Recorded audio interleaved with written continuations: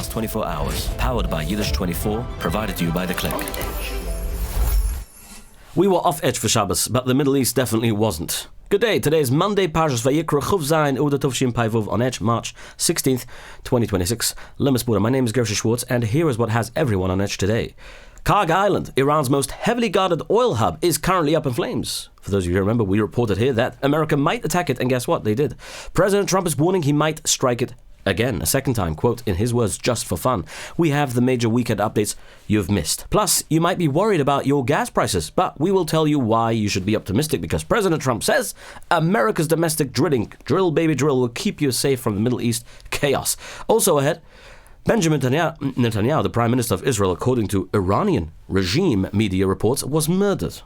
The Prime Minister is forced to drink a cup of coffee with all five of his fingers on camera like this, just to prove the world that he is not an AI-generated hologram with 6 fingers. All that and more, but first, let me remind you why Montreal Matzah Bakery is the matzah you would want to have on your Seder Tishul this Pesach. Why? Because Montreal matzah is the best matzah, the healthiest matzah. Okay, you can get this matzah if you go into montrealmatzah.com, OH at the end, yeah, montrealmatzah.com.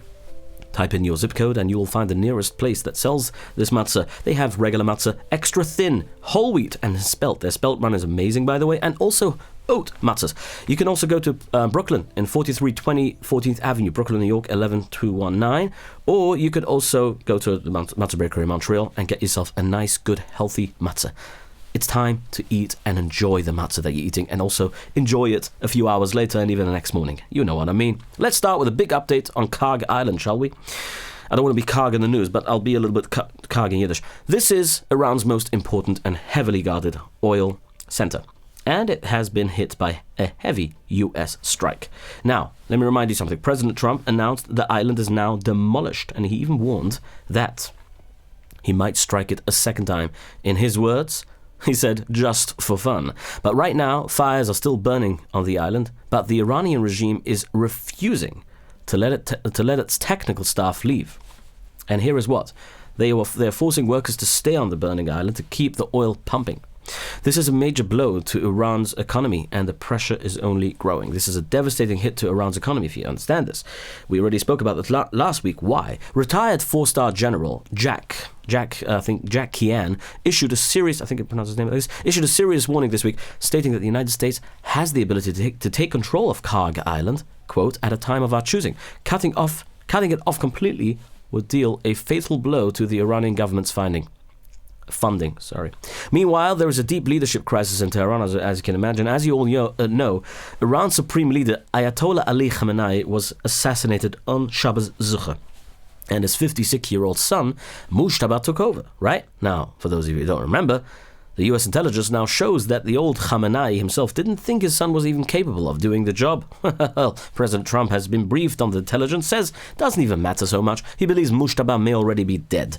Trump said publicly he is hearing the new leader is not alive, and he has demanded Iran's unconditional surrender. And they have the U.S. government has put out a bounty of over close to $10 million reward if you bring some information of his whereabouts, and as well of whereabouts and exact locations of other Iranian regime lead figures. Put a bounty on their heads. Reports say Mujtaba has been in a coma following an airstrike. A different media outlet claimed, like from Kuwait, that he was secretly flown to Moscow for surgery. Defense Secretary Pete Hegseth added that the leader is wounded and likely disfigured. According to today's reports, Mujtaba supposedly, after his supposed statement that he gave, a written statement, has appointed a new leader of the IRGC. Right now, the White House believes the Islamic Revolutionary Guard, is actually running the entire country, which is obviously true. According to the Jerusalem Post, the IRGC is influencing Wikipedia with over 78,000 citations linked to them. They are controlling the narratives about their sick agenda and the Iranian politics. Well, what they want the world to believe, right? This chaos is directly affecting the global economy and more. Iran has announced that the Strait of Hormuz, the narrow waterway where a large portion of the world's oil passes through, right, remains open to everyone besides the enemy itself and obviously its aggressors, according to their words. Iran thinks the enemy and the aggressors is the United States and Israel, right? Okay, now, but they are blocking ships belonging to American allies as well. This partial closure has sent global oil prices surging to around $100 a barrel. I want to remind you that America is only about 2% of that oil in the Strait of Hormuz. The most of that oil, I would say 40% of that oil, is actually China. So they're the most affected by it. And other countries, of course. However, President Trump and his supporters say there is no reason for Americans to panic.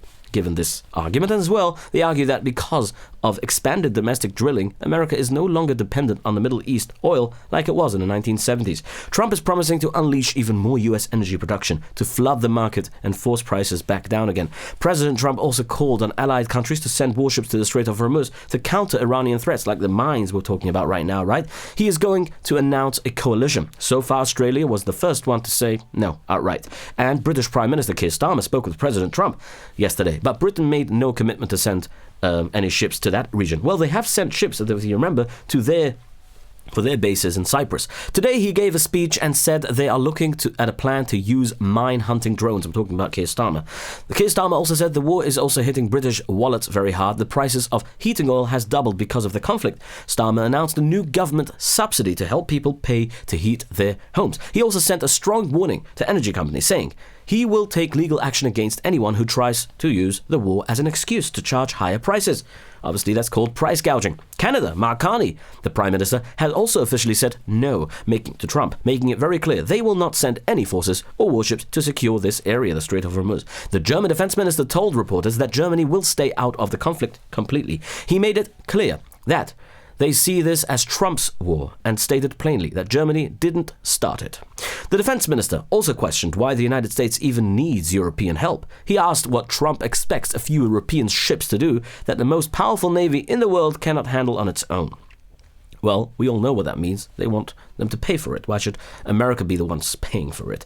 In other words, let's talk about you paying for your Shtreimul. Why should you buy an expensive Shtreimul when you can get your Shtreimul renewed? Make it look as good as new. Look over Pesach. If you have a Shtreimul, this ad is for you. If you don't have one, well, maybe it's worth buying one just to get this experience, the service. They're very professional at what they do. They come down and they pick it up and then they deliver it back to you, renewed and done. 732-523-1559. That's Shtreimul Renew. Call or text them or WhatsApp them. 732-523-1559. Mention on Edge and you'll get a good deal. Shtreimul Renew. Look over Pesach, give them your whatever that's called and get back a Shtreimul. Shtreimul Renew. All right. President Donald J. Trump gave new details on the war against Iran. Trump announced that American forces have now struck 7,000 targets across Iran. He says the attacks are working. The president reported a 90% drop in Iranian missile launches and a 95% drop in drone attacks. He also said the United States military sank or destroyed more than 100 now Iranian Navy ships. The main goal of the war is to completely destroy the Islamic Revolutionary Guard Corps, then stop Iran from building nuclear weapons and stop all money going to Islamic terrorists like Hezbollah, the Houthis and whatnot. Trump says the Iranian military is totally defeated, but American bombers are still striking targets to make sure the terror regime cannot rebuild its weapons. The Iranian army has issued evacuation warnings for specific sites in Doha, the capital of Qatar, and also in Dubai, in the United Arab Emirates. Saying those sites are being used by American forces and warning that strikes could come within hours. Well, the media has made it very clear. Most of those targets that they say is American or, military bases or sites is actually residential. And many, many people have been killed in those strikes. I'd say the United Arab Emirates has suffered the most. Bahrain and, of course, Kuwait. And, of course, we're talking about Saudi Arabia. They've all suffered terribly from this war. And mainly on residential and, civilians. That means now, what we said before, that Iran is now simultaneously threatening military action against targets in Saudi Arabia, Qatar, and the UAE. 3 separate Gulf nations. They're good neighbors, right? At once. The warnings have not yet been followed by confirmed strikes, and it is not confirmed whether any evacuations have even been taken place. So, according to reports, Iran has launched some sort of ballistic missile that is actually a very dangerous ballistic missile. They haven't yet used that one. I don't know if it exists because, as we know, the Americans and the Israelis have been striking and destroying most of their capabilities. But we never know with these guys. Reports say they'll fight like a wounded animal until the last breath, Reports say this threat is already causing major disruptions. Dubai has officially closed its airports in response to that In response to these warnings, Trump said today that he saw the Abraham Lincoln ship on fire. But when he called the captain, he told the president that not a single bullet was even fired. He added that this AI game is really annoying at this point. Benjamin Netanyahu posted a video of himself at a cafe in Jerusalem Hills this week. He did this just to prove that he's not dead. He wasn't killed. Iranian media, right, RJC, has been spreading claims that Netanyahu was killed in a recent airstrike and that his live press conference was actually AI generated. So, he walked into a cafe, ordered a coffee, and looked straight into the camera and joked that he was dying for a cup of coffee. He also addressed an unverified internet rumor that he has 6 fingers on each hand. He showed his fingers. But the conspiracy theorists are not giving up. They're not stopping. They are now analyzing the video, this exact video, claiming that the coffee level never drops when he drinks it, and his ear looks different. Netanyahu used the video to urge the public to stay near shelters, and also continued saying that their strength has given the government and the IDF the power to keep on fighting for them, for their defense. The missile attacks against Israel are continuing. At this point, Hezbollah is a greater threat than the IRGC. Yesterday, an Iranian missile fragment hit the United States Consul General's residence in Jerusalem. Baruch Hashem, nobody was hurt at the building, but 8 people were hurt by flying shrapnel in other parts of the country, like in Bnei Brak, yesterday alone. One of them is an elderly Yid from Beit Shemesh. The nationwide toll is heavy and continuing to rise. The health ministry released updated numbers this morning. Hospitals have now treated 3,195 injured civilians in Israel since the fighting started. Since this war began, the death toll has now climbed to 14 Yidden Hashem Yimkem Doma who were killed in Israel by the Iranian missile strikes. That number includes the 9 Yidden who were tragically killed in Beit Shemesh when an Iranian ballistic missile, hit directly into a shul bomb shelter. When that thing hits the shelter, there's nothing you can do. Sad. The United States strongly condemned these attacks. A State Department spokesperson criticized Iran and its Islamic terrorists, of course, for targeting civilians and diplomatic buildings, which is different from what they're saying. Like Abbas Arakshi keeps on saying, we're only targeting military sites, and we've been very successful at doing that. Yes, you have been. You've been successful at killing civilians. That you've been very well doing. And another point, there's been talks and rumors that President Trump is ready, says that Iran is ready to talk. Well, Abbas Arakshi said, we're not ready to talk. We're not ready to do any negotiations whatsoever. Right now, it's too late for talks. On the offensive, Israel has now struck more than 2,200 targets inside Iran.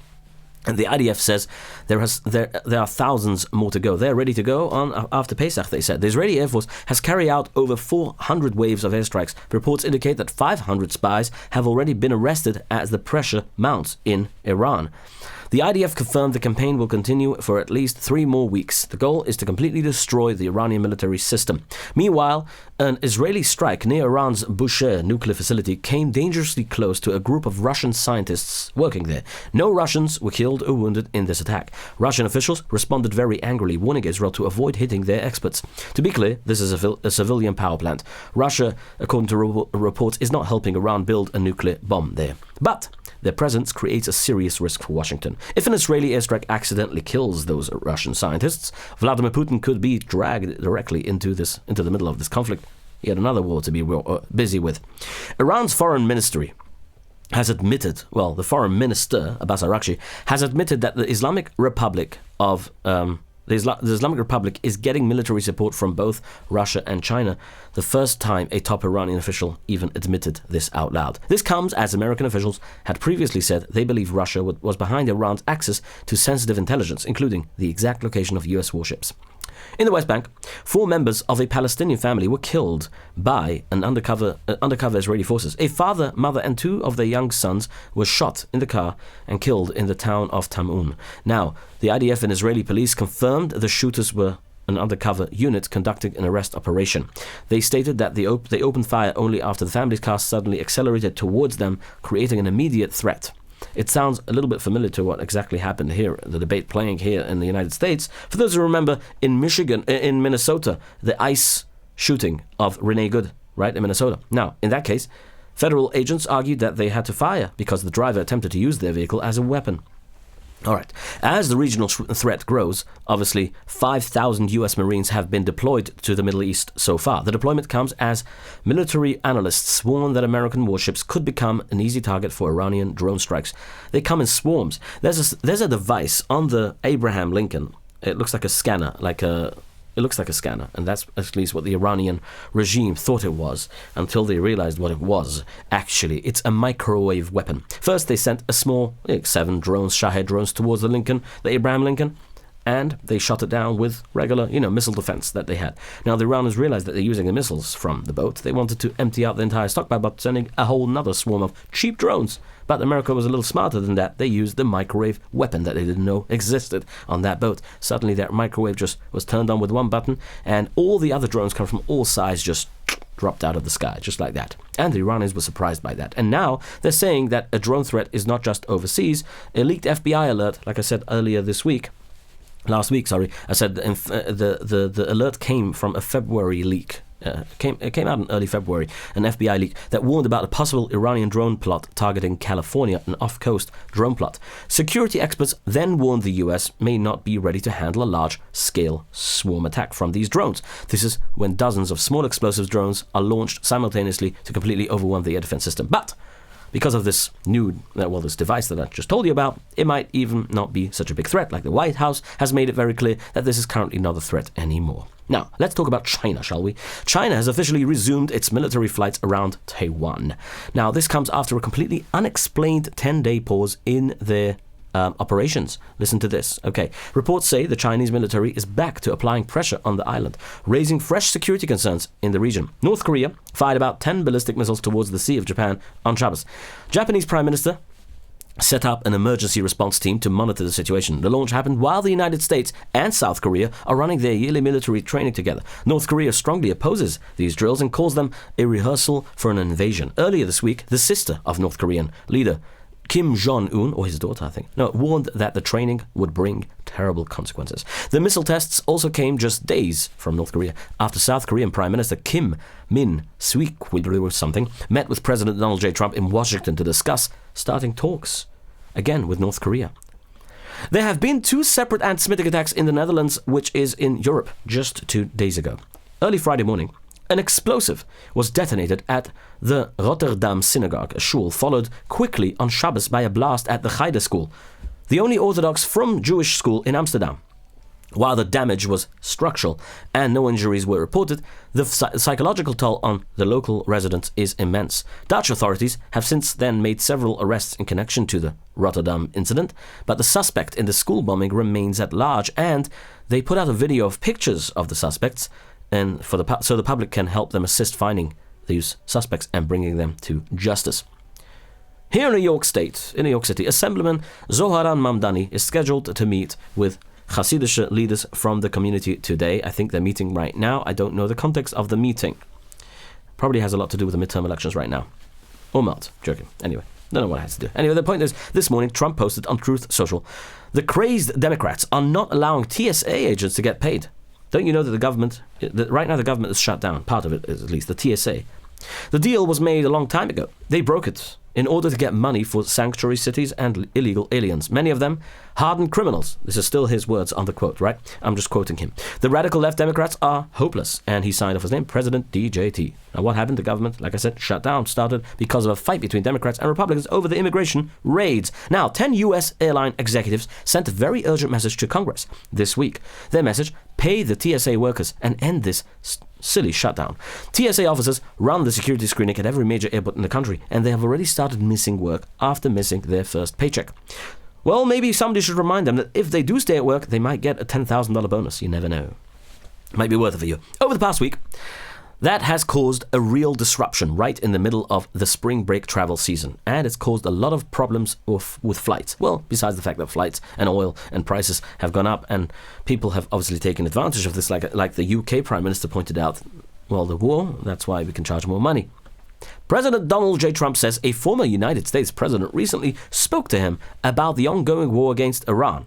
The former president of the United States, Trump says, the past president told him he wishes he had ordered a massive attack like Operation Epic Fury when he was in office. Trump didn't say which former president he spoke to, but Trump said, he didn't do it, I did it. Listen to this. And yet every president knew. I've spoken to a certain president, who I like actually, a past president, former president. He said, I wish I did it.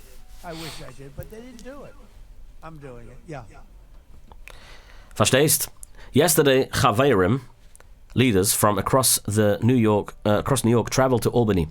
They are supporting a new plan from Governor Mrs. Hakol to lower car insurance rates. The group operates more than 100 service vehicles across the state to help stranded drivers, and leaders from those organizations are saying that the rising cost of insurance is hurting the organizations. It is forcing them to spend donation money on bills instead of buying new equipment. Now, the outrage in town of Ramapo is growing over the East Ramapo School District. This is a report I just recently got from an inside report in Ramapo. Last year, the state education department told everyone the district was completely broke. They even forced a massive tax hike on local families to cover a supposed $20 million deficit. Now, it turns out that was completely wrong. Auditors recently discovered, well, a long time ago actually, discovered that the district actually has a massive budget surplus. At first, they thought it was $30 million, but new reports show the district is sitting on as much as $100 million in unspent money. State Senator Bill Weber is demanding answers from the state and the local financial monitors. School officials say the extra cash built up over the last 3 years because of accounting mistakes and unspent government aid. They say the district was budgeting for jobs that were never actually filled. Now, furious taxpayers in Ramapo want to know why they were forced to pay higher property taxes when the district already had $100 million in the bank. Many are signing petitions demanding a full refund. Reports say now the town of Ramapo is preparing to take out a new bond for over $30 million. Inside reports are saying this. This is not confirmed yet. Other reports say this massive borrowing plan is completely separate from the recent federal grant secured by Congressman Mike Lawler. Taxpayers are demanding a full investigation into the town budget. They want to know why the town needs another $30 million when residents are already paying some of the highest property taxes in the state. Well, isn't to say that Rockland is a very high-maintenance town. It is, and they're very good about it. They're taking care of the snow plowing and the garbage, twice a week. They're very good about it. I can tell you myself because I know. But this is the report coming out. Living in Rockland County, well, it's a fact, is costing families a fortune. Reports show Rockland now has some of the highest property taxes in the entire country, and locals say the town of Ramapo is squeezing them with massive budgets. To make things worse, basic utilities are becoming completely unaffordable. Orange and Rockland utility charges some of the highest electricity rates in the state. State officials recently approved a new 3-year rate hike for the company. That means gas and electric bills will keep going up, even while the utility company reports massive profits. Local politicians are complaining, but for now, residents are stuck paying the bill. Let's talk about when you're not stuck. If you want to have a good system, a system that actually works, Protobyte is your man. Protobyte is your company. Call them now to design a beautiful, nice software that maybe if the town of Ramapo would have hired Protobyte to make their program, it might have worked because they might have seen the missing numbers or where the money is going. Because, again, running a town is a hard job, and you don't know always where the money is going. Joking. But I'm sure they have a good system in place. If not, they can call Protobyte 347-354-1237. Again, the number is 347-354-1237. Okay, now the next one. Sorry about that. That was my alarm because I need to go already. Before we go, let me remember Kliger. Kliger takes all your communication systems in one place. One inbox for all. And also, from that inbox, you can also manage invoicing, payments, tracking, Salesforce. You do sales, right? So you need that system. 845-335-3343. YS Capital Group. This is Kliger. YS Capital Group, 718-831-2168. Borrow money for an investment? They say yes to everything, okay? Not no. Arrive Express, if you want to take a taxi from Rockland County, 845-622-1111. Their prices are very, very, very, compatible, I would say. Is that the word? Anyway, very competitive, sorry. Here we go, 845-254-1111. All right, thank you so much for listening, and have yourselves a wonderful day. We'll see each other tomorrow. Your daily report of the news of the last 24 hours, powered by Yiddish24, provided to you by The Click.